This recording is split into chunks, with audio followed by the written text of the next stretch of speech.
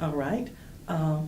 In the past, I've had things like because you are a minority, and because a lot of the hospice patients come from the minority environment, and they're more comfortable, especially the older ones, with someone who looks like them. Good answer, but not exactly it. All right. It is your age. At that time, I was one of the younger members. No, not it either. Believe it or not, it's because I came from the military environment, and it was a community resource. And you know, like in your environments, you're looking at establishing good relationship with the community in your bases installations. So I just want you to understand, in diversity, the community is real important, and your relationship with community and understanding diversity.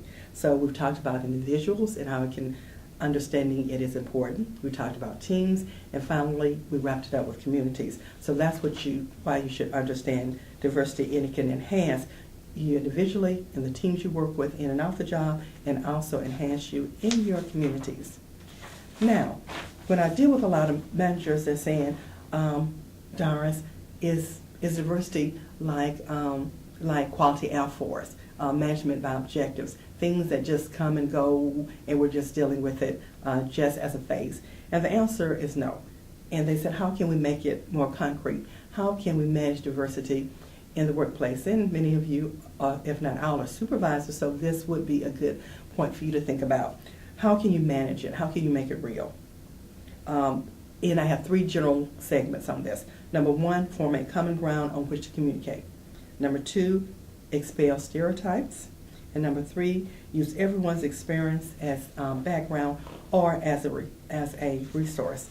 And I'm going to talk a little bit about all of those elements for a few moments, really for a few seconds. Use everyone's background or experience as a resource. Think about it. You really don't know who you're working with and their backgrounds and what they bring to the table. But if you use their experience, you are enhancing them, number 1, as an individual and what they bring to the group. So please do not just leave someone out. And go ahead and acknowledge their differences, because different ethnic backgrounds, different religious backgrounds, they have different things they bring to the table. We're not saying don't recognize it, because you can't, because it's really obvious. Everyone can tell that I'm an African American. So noted. And that certain things in my culture I tend to like to do, and that's okay. You just acknowledge it and you move on. Give you a common ground in which to communicate, and simply acknowledging and respecting someone's differences.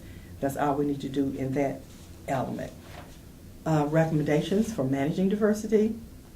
Real simple, recruit. You want to recruit from all different backgrounds. When I first came into the Air Force, which was in the 80s, they said, Doris, for the GS 11s and 12s, we can't find any qualified minorities in that job area. And I'm like, you're really not looking.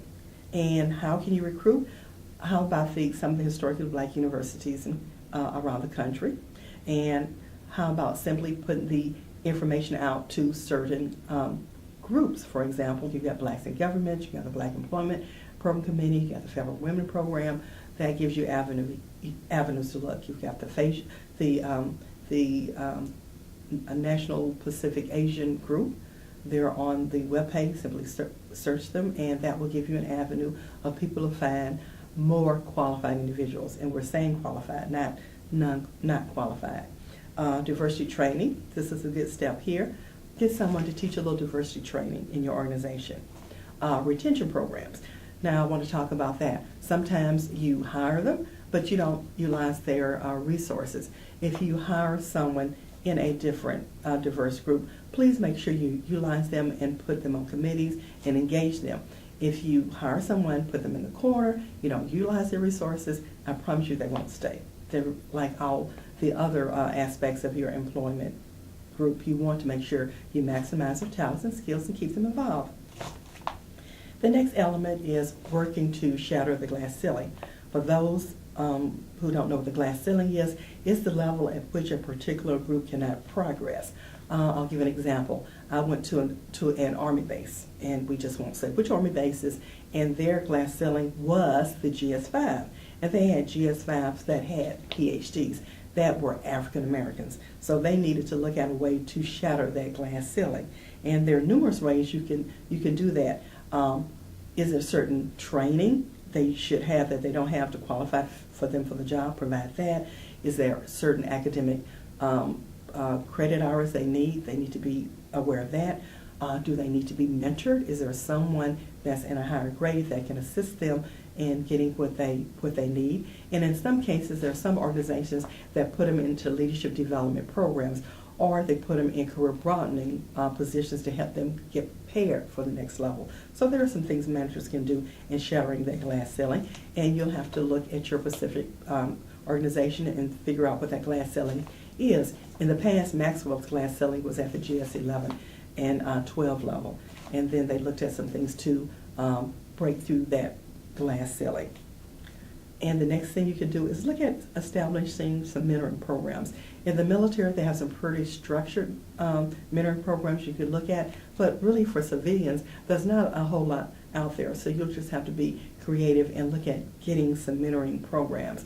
And mentoring can be people within the person's career field or someone outside of the career field, because the leadership and supervisory talents and skills, knowledge and abilities cross over on different career fields. And then when you have your program established, you need to assess the progress. Is your diversity program working? Is it doing what you wanted to do? If you said you want to increase the number of minorities in the GS 13 and above level by 3 or 4 positions, have you done so? Have you established certain training programs for all of your employees to take them to the next level? And that's something you can easily manage as a manager or a supervisor. Now, the next topic is, what are some problems that an organization which have not managed diversity have? What are some of the things, if you don't manage diversity, if you don't acknowledge diversity, what are some of the problems you may have in your organization? You think about that for a few moments. Just think of it in your mind.